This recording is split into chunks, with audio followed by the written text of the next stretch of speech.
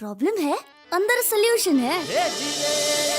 तारक मेहता का उल्टा चश्मा, तारक मेहता का उल्टा चश्मा।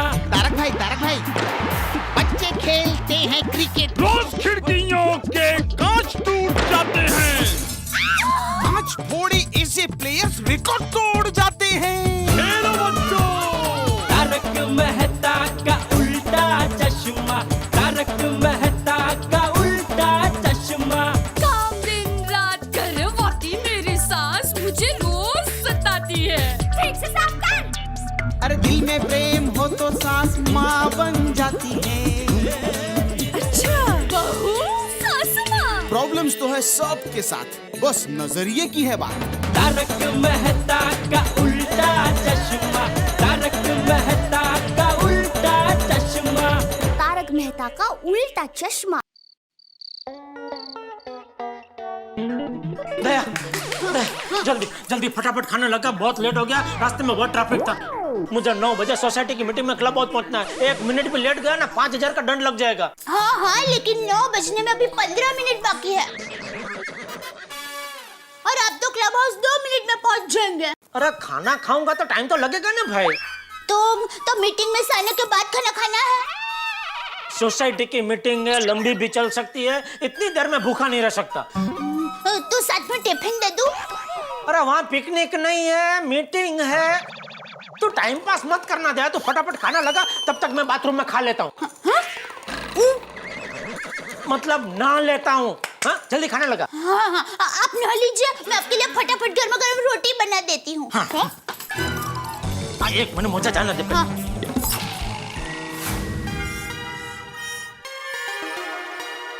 और पिढ़ो, और 9:07 हो गए, अभी तक ललिता जी क्यों नहीं आई? अरे ललिता जी तो आ जाएंगे, लेकिन जेठालाल कहाँ है? हाँ, जेठा भाई किधर है?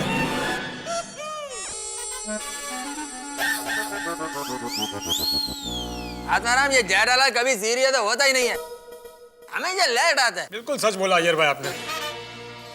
ओ अय्यर भाई,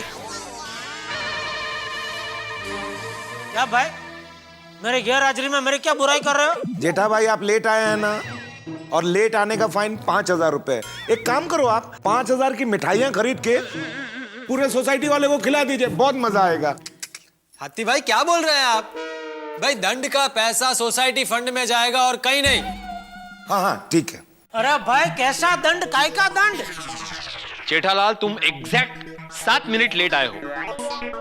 अरे भाई ये देखो, मेरी घड़ी में बराबर 9 बजे। जेठालाल, तुम्हारा घड़ी तुम्हारे माफिक स्लो है, हम सबकी घड़ी में 9:07 हुआ है। ये देखो, और मेरी घड़ी में भी देखो 9:07 हुआ है जी। देखो देखो जेठालाल, देखो देखो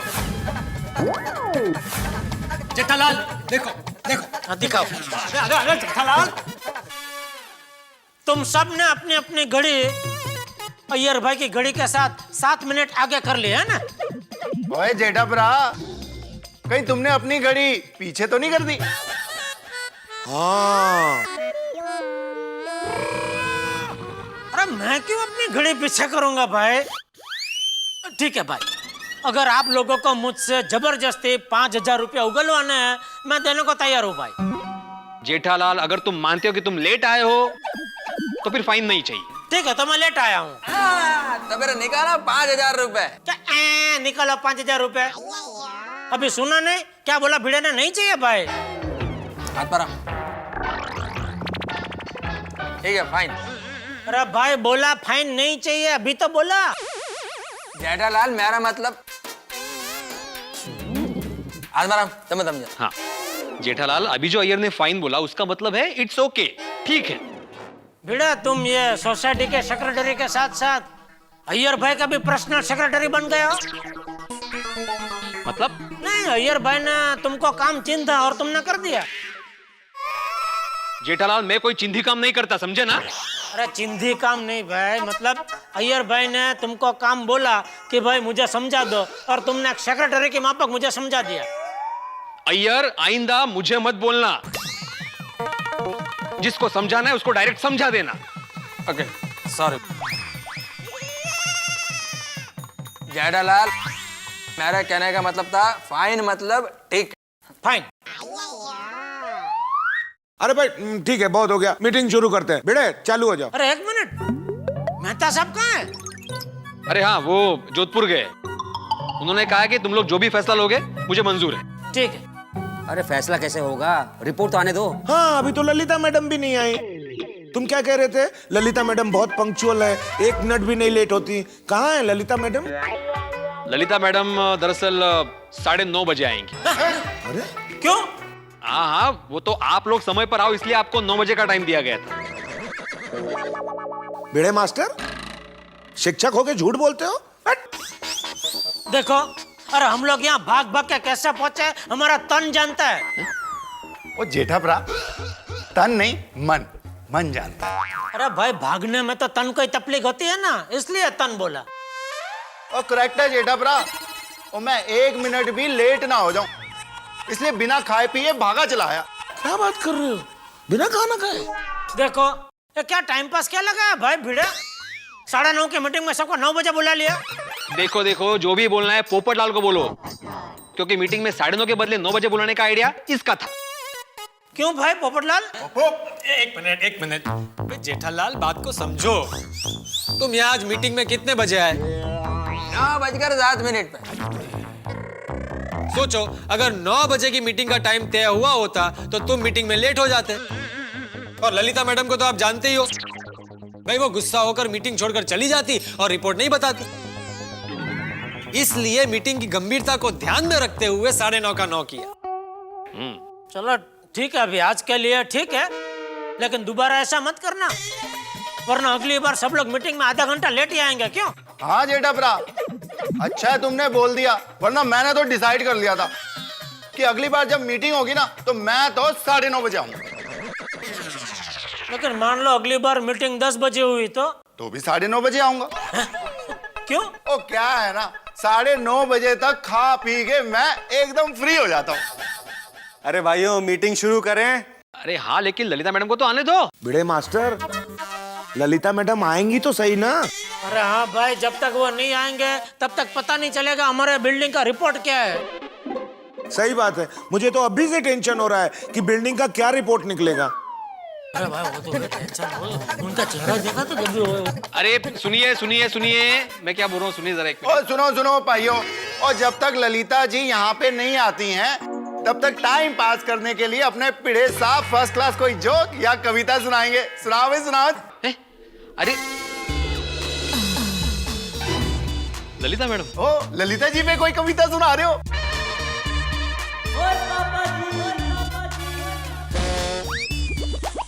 आइए मैडम, आइए प्लीज, आइए बैठिए। बैठने का वक्त नहीं है। और ललिता जी, आप तो 15 मिनट पहले ही आ गए जी। मैडम, वो रिपोर्ट जरा। स्ट्रक्चरल रिपोर्ट के हिसाब से एक गुड न्यूज है।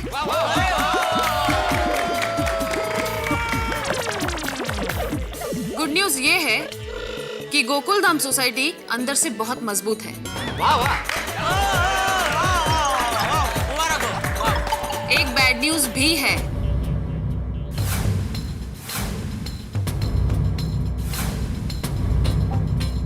बैड न्यूज ये है कि गोकुल धाम सोसाइटी की बाहरी दीवारों का प्लास्टर खराब हो चुका है, तो जल्द से जल्द प्लास्टरिंग करवाना जरूरी है। और बालकनी की कंडीशन भी खराब है, तो वहां जाना बहुत रिस्की है। तो ठीक है, जब तक रिपेयरिंग नहीं होता बालकनी बंद। क्या बालकनी बंद? नहीं भाई, बालकनी खुला रखो। कैसी बात करते हो जेठालाल? ललिता मैडम ने कहा है कि बालकनी में जाना रिस्की है, इसलिए बालकनी बंद। नहीं, अरे भाई क्या बंद? बालकनी बंद रखोगे प्रॉब्लम हो जाएगा। जेठालाल, क्या प्रॉब्लम हो जाएगा? अरे मतलब मैं रोज सुबह सूर्य देव को जल अर्पण करता हूँ, फिर मैं कहाँ से करूँगा जल अर्पण सूर्य देव को? अरे तो जेठालाल, उसके लिए टेरेस पर चले जाना। और जेठालाल, टेरेस पे से भी सूर्य देव के दर्शन होते हैं। हाँ भाई, बंद बालकनी, बिल्कुल बंद। मैंने पहले से ही अपनी बालकनी बंद करके रखी है। आप लोग भी अपनी बालकनी फौरन बंद कर दीजिए। और पप्पू, और जेठाप्रा की बालकनी है। ललिता जी की बात नहीं मानकर जेठाप्रा को अगर रिस्क उठाना है और अपनी बालकनी खुली रखनी है तो उनको रिस्क लेने दे भाई। तेरे को क्या प्रॉब्लम है? भाई बालकनी बंद रखे या ना रखे, मैंने तो तय किया है मैं अपनी बालकनी बंद रखेगा। तो ठीक है, फिर मैं भी अपनी बालकनी बंद रखता हूँ। अभी वो भिड़े ने बोला ना कि वो टेरेस पे जाके मैं सूर्यदेव को जल अर्पण कर सकता हूँ, वो बराबर बात मेरे मन में बैठ गई। ठीक है, बराबर, मैं भी बंद। चलो, सेफ्टी ज्यादा बेटर। अय्यर भाई, आप भी बंद ही रखेंगे ना बालकनी? हाँ। एक minute, I am so sorry madam, हम लोग आपस की बात लेकर बैठ गए। सॉरी, आप प्लीज कंटिन्यू कीजिए प्लीज। हाँ, तो बिल्डिंग की सेफ्टी के लिए बिल्डिंग का प्लास्टरिंग करवाना बहुत जरूरी है। हाँ, बिल्डिंग का सेफ्टी फर्स्ट। शेख, मुझे जरा बोलने दो ना, मैडम आया खास बोलने के लिए, आप बीच में बार बार बोल रहे हो। अय्यर भाई, शांति रखो जरा। सॉरी मैडम, बोलिए। तो मेरी ये एडवाइस है कि आप जल्द से जल्द कॉन्ट्रैक्टर से बात करके टेंडर्स मंगवा लीजिए और जितना हो सके उतना जल्दी बिल्डिंग के रिपेयरिंग का काम शुरू करवा दीजिए। जी बिल्कुल। मैडम, आप बता सकते हैं अंदाज से इन सब में कितना खर्चा आएगा? मेरे हिसाब से अप्रोक्सीमेटली 25 से 30 लाख।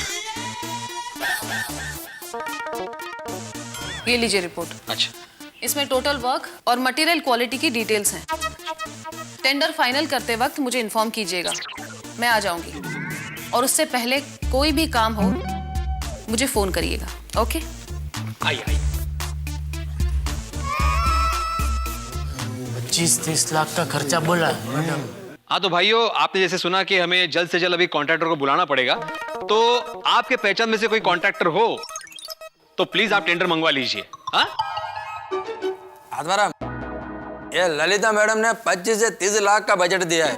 मेरा कंट्रीब्यूशन देने में कोई इनकार नहीं है, लेकिन फिर भी बजट के मामले में तुम सोच समझ के आगे बढ़ना। ओ अय्यर भाई, किससे बात कर रहे हैं आप मालूम है? इसका नाम आत्माराम तुकाराम भिड़े है। ये 1 भी रुपया फालतू का खर्चा नहीं करेगा। Thank you very much Jethalal, thank you. नहीं, जो सच है वो तो बोलना ही पड़ता है ना भाई, उसमें क्या।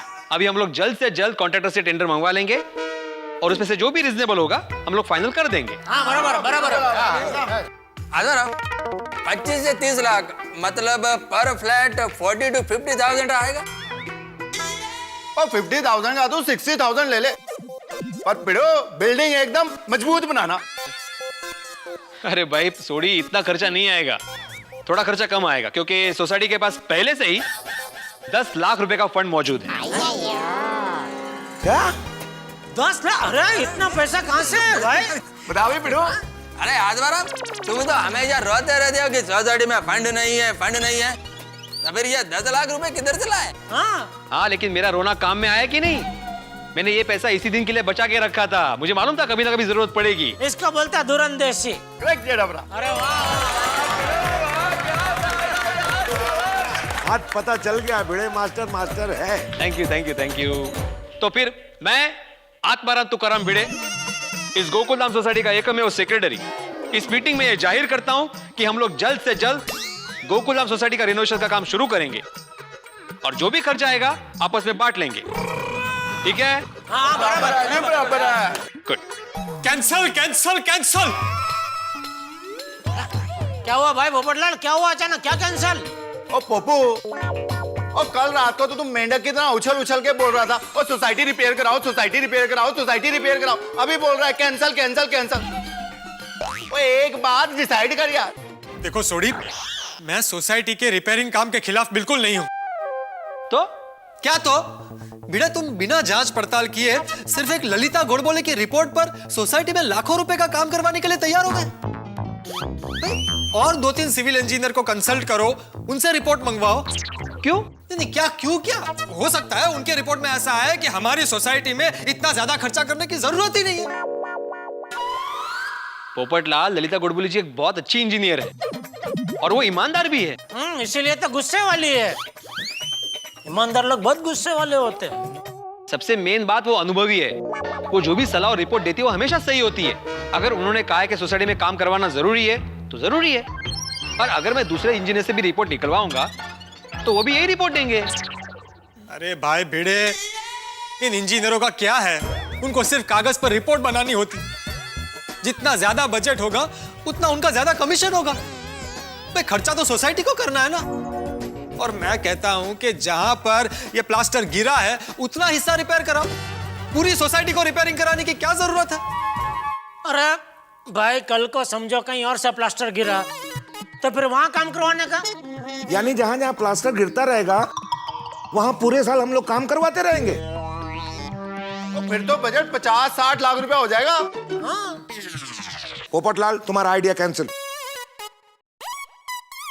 क्या पोपटलाल, तुम भी ना बिना सोचे समझे बोल देते हो।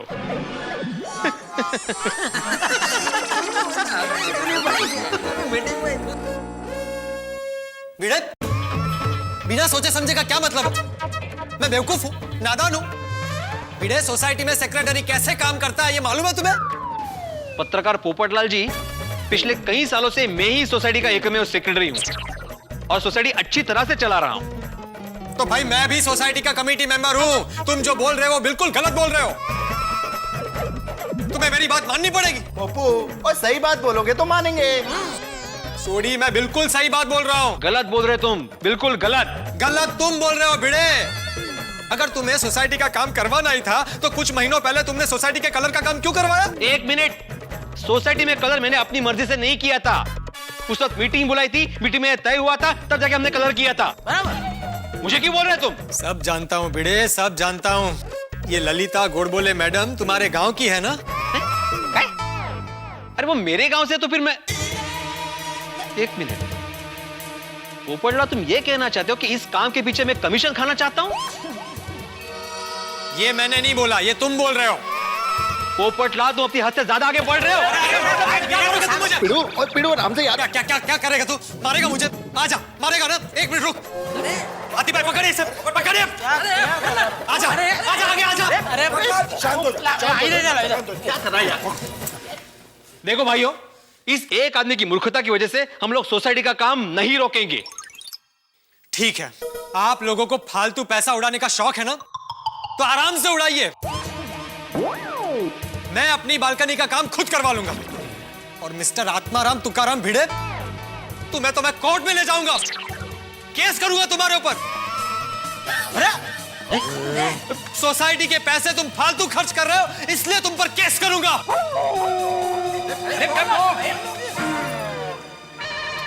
यार ये भी क्या आदमी है। चलो, प्रथम ग्रास मक्षी का मतलब सोडी की काम होने के पहले ही पनौती लग गया। सही बात है। अब पता नहीं अपने सोसाइटी का काम होगा भी कि नहीं। हाथी भाई, हर सोसाइटी में इसके जैसे एक दो नड़ने वाले कैरेक्टर होते ही है।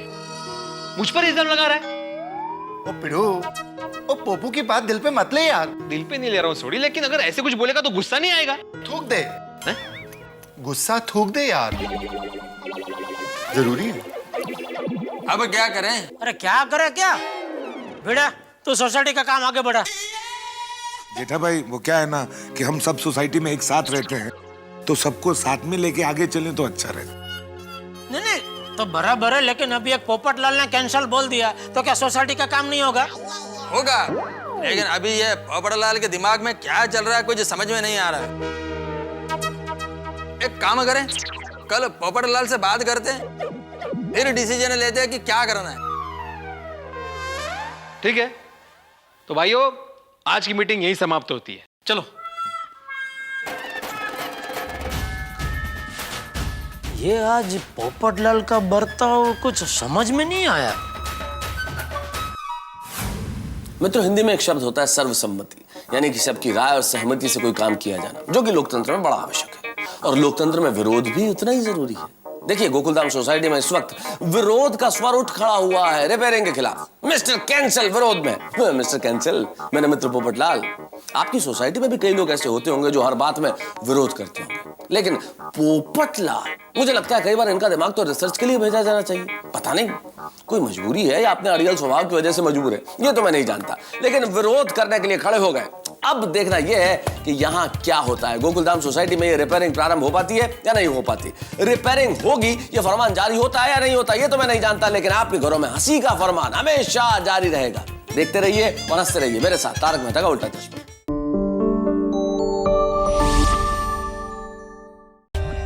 For more updates, subscribe to our channel, click the show links and enjoy watching the videos.